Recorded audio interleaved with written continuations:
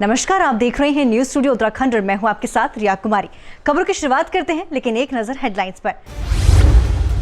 हरे भरे फलदार पेड़ों पर चल रही आर्या, बेची जा रही है पेड़ों की लकड़ियां। डीएम ने किया धौन स्वास्थ्य केंद्र का निरीक्षण, प्रभारी चिकित्सा अधिकारी ने दी स्वास्थ्य केंद्र की जानकारी।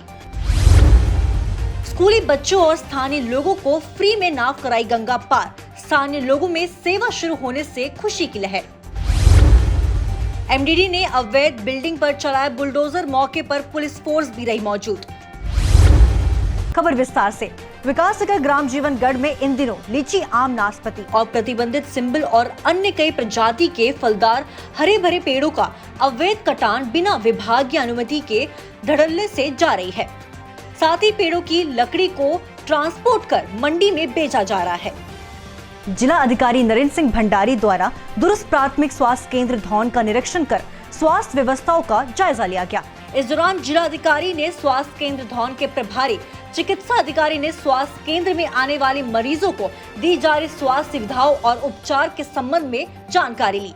जिलाधिकारी ने मौके पर उपस्थित मुख्य चिकित्सा अधिकारी को निर्देश दिए कि जिले के प्रत्येक चिकित्सालय में एक वार्ड चस्पा कराया जाए, जिसमें चिकित्सालय में उपलब्ध सभी स्वास्थ्य सुविधाओं की जानकारी हो जो चिकित्सालय में है। इसमें यहाँ पे पीएचसी धौन का और हमारा जो स्कूल है जहाँ पे बूथ भी है, बूथ का निरीक्षण किया गया क्योंकि चुनाव भी हैं और चुनाव के दौरान चिकित्सा सुविधाएं भी अच्छी होनी चाहिए। जो टीम आएगी तो इसके लिए यहाँ पे इनको आवश्यक दिशा निर्देश दिए गए और जो पानी और उसकी पानी की प्रॉब्लम है मेजरली, उसके लिए तत्काल निर्देश दिए गए हैं और जो शौचालय की सुविधा की इश्यू है उसके लिए भी तत्काल निर्देश दिए गए हैं। तो आने वाले एक हफ्ते में एएमएफ के काम तत्काल कर दिए गए। आम आदमी पार्टी के वरिष्ठ प्रदेश उपाध्यक्ष और कुमाऊं प्रभारी का जिम्मा लेने के बाद पहली बार जनपद में पहुंचे बसंत कुमार का कार्यकर्ताओं ने फूल मालाओं के साथ भव्य स्वागत किया। कुमाऊं प्रभारी बसंत ने कहा कि आपकी नीतियों से प्रभावित होकर भाजपा और कांग्रेस के लोगों का आप में आने का सिलसिला जारी है। आप द्वेष भाव की राजनीति नहीं करती है, जिस कारण जनता का अपार स्नेह और प्रेम आपको मिल रहा है। आम आदमी पार्टी समस्त जनता को साथ लेकर चलती है और उसका संगठनात्मक ढांचा बेहतर तरीके से काम करता है।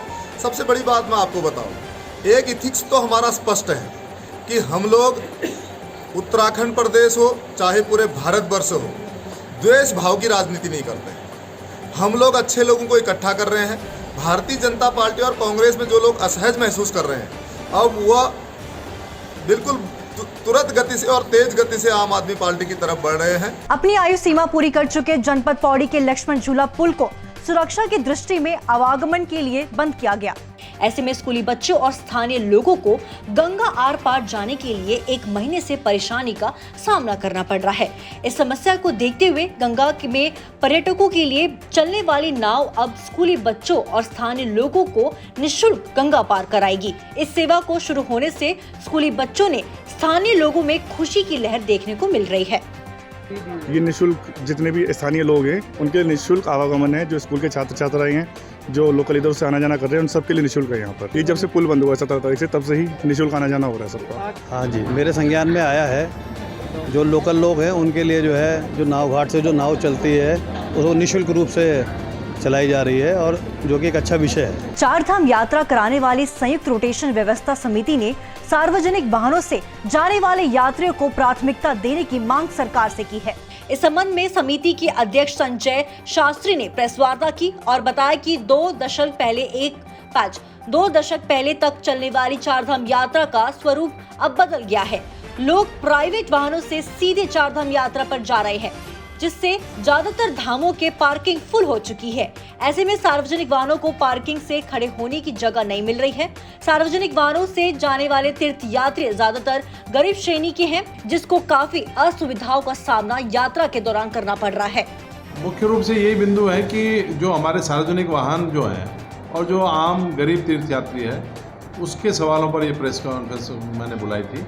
और मैं चाहता हूं कि जो यहाँ पर जो निजी वाहनों से, अपने संसाधनों से जो लोग आ रहे हैं और जिनकी अचानक भीड़ बढ़ जाती है, उनकी वजह से जो गरीब तीर्थयात्री है, जो हमारे सार्वजनिक वाहनों का प्रयोग करने वाले तीर्थयात्री है, जो सारे जीवन की पूंजी एक बार इकट्ठे करके यहाँ यात्रा पर आते हैं, उनमें और इनमें अंतर स्पष्ट करना भी पड़ेगा और इनके लिए कोई ना कोई प्राथमिकताएं तय करनी पड़ेगी। बाजपुर में किसानों ने यूरिया खाद के साथ यूरिया की स्प्रे जबरन किसानों को देने की विरोध में किसान सेवा सहकारी समिति केंद्र में मौजूद कर्मचारियों का घेराव किया।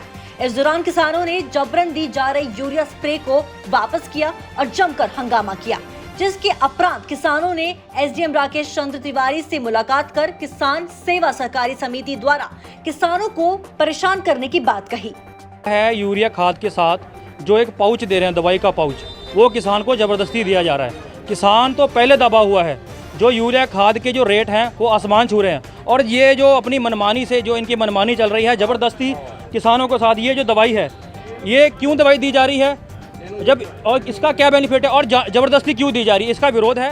ये 2 कट्टों के साथ में 1 लीटर ये यूरिया है, इसको यूरिया कहते हैं स्प्रे वाला, ये दे रहे हैं साथ में, धक्के से दे रहे हैं। और ये कह रहे हैं कि यहाँ के जो इंचार्ज साहब हैं वो कह रहे हैं हमें ऊपर से आदेश है। नहीं है, ये स्प्रे में नैनो यूरिया है। ये जो सरकार प्रमोट कर रही है ना, नैनो यूरिया पे अधिक से अधिक जोर दे रही है कि आप इस नैनो यूरिया का जितना प्रयोग करेंगे उतना ही अच्छा रहेगा खेती के लिए, ना ही आपकी ज़मीन खराब होगी इससे, ना ही आपकी ज़मीन को कोई कीड़ा लगेगा। तो अधिक से अधिक आप नैनो यूरिया का प्रयोग करें। 1-2 एकड़ का किसान को कह रहे हैं कि बस करके देखिए, ज़बरदस्ती किसी के साथ नहीं है, कुछ नहीं है। खनन माफियों के इशारे पर प्रशासन की नाक के नीचे नदियों में अवैध रूप से रेता कंक्रीट पत्थर निकाल रहे नेपाली मजदूर की जान पर उस समय आफत आ गई, जब अचानक सरयू नदी के जलस्तर में एकाएक वृद्धि हो गई। नदी के बीचों बीच फंसे मजदूरों पर जब लोगों की नजर पड़ी तो उन्होंने इसकी सूचना प्रशासन को दी, जिसके बाद पुलिस ने स्थानीय लोगों की मदद से रेस्क्यू कर मजदूरों को बाहर निकाला। केलाखेड़ा के राष्ट्रीय राजमार्ग 74 पर स्कूटी के फिसलने से 3 लोग और एक मासूम बच्चा घायल हो गया। वहीं मौके पर पहुंचे लेखपाल सुशील जुनेसा ने घायलों को बाजपुर के सामुदायिक स्वास्थ्य केंद्र में उपचार के लिए भर्ती कराया, जहां चिकित्सकों द्वारा घायलों का उपचार किया जा रहा है। एक्चुअली क्या है कि मेरे द्वारा जो है केलाखेड़ा में देखा गया कि स्कूटी डिसबैलेंस होने से 3 लोग स्कूटी में आ रहे थे, जो डिसबैलेंस होने से स्कूटी से गिर गए और काफ़ी घसीटते हुए चले गए। तो वहाँ पे आसपास किसी ने भी इनको देख करके वीडियो बना रहा था, लेकिन मैंने देखा तो मैंने अपनी गाड़ी में इनको बैठा करके तीनों को फटाफट 23 से गवर्नमेंट हॉस्पिटल बाजपुर में इनको लाके भर्ती कराया गया है। बाजपुर में आम आदमी पार्टी के कार्यकर्ताओं ने पार्टी के नवनियुक्त प्रदेश उपाध्यक्ष सुनीता टमटा के नेतृत्व में इस दौरान उन्होंने बिजली दरों को कम करने की सरकार से मांग की। इस दौरान आम आदमी पार्टी के प्रदेश उपाध्यक्ष सुनीता टमटा ने सीएम धामी पर जमकर निशाना साधा। बिजली के दाम इतने ज़्यादा हैं कि आम जन पे उसका बहुत बुरा असर है, और अब सरकार जो है वो 12% और बढ़ाने की मांग कर रही है, जबकि अभी हालात ये हैं कि महंगाई चरम सीमा पे है और बेरोजगारी भी चरम सीमा पे है। विकासनगर लेमन पुल के पास बनाई गई एक बिल्डिंग पर एमडीडीएम की टीम ने पहुंचकर बुलडोजर चलाया।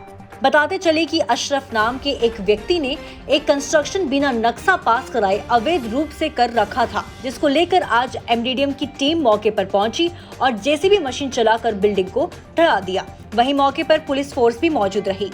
मैंने ये बिल्डिंग बनाई थी, मेरे पास में नोटिस आया था और मैंने इसमें कंपाउंड में नक्शा डाल दिया था। नक्शा डालने के बाद मैंने इस पर स्टे ले लिया था, तब स्टे मेरे पास में था।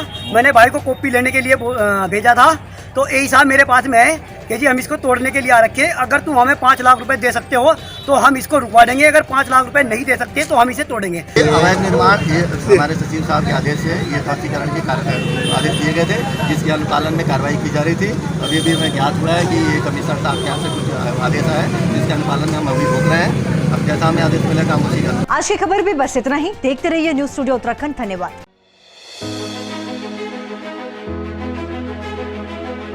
उत्तराखंड के मुद्दे रोजगार से कामगार तक, पर्यटन से पर्वतों तक, सत्ता के गलियारों से हर गांव की गलियों तक, कर्णधारों की कलम से आम आदमी के हितों तक। और भी होगा बहुत कुछ देवभूमि से जुड़ा, देवभूमि के बारे में, देवभूमि के वासियों के साथ, सिर्फ न्यूज स्टूडियो उत्तराखंड पर। खबर उत्तराखंड।